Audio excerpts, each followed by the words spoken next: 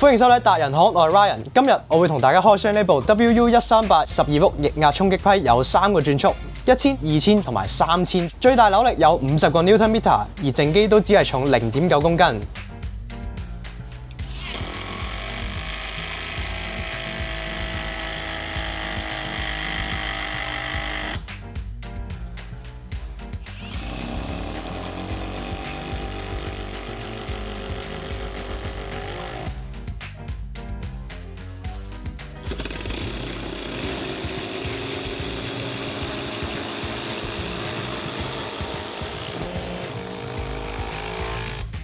比較測試都做咗啦，而兩支嘅力度差不多，主要分別米屋奇嘅外表比較尖巧，有液壓嘅相對係會靜啲，適合喺辦公室或者需要喺寧靜環境度使用嘅。兩個相比咧，有液壓嘅係會重啲嘅。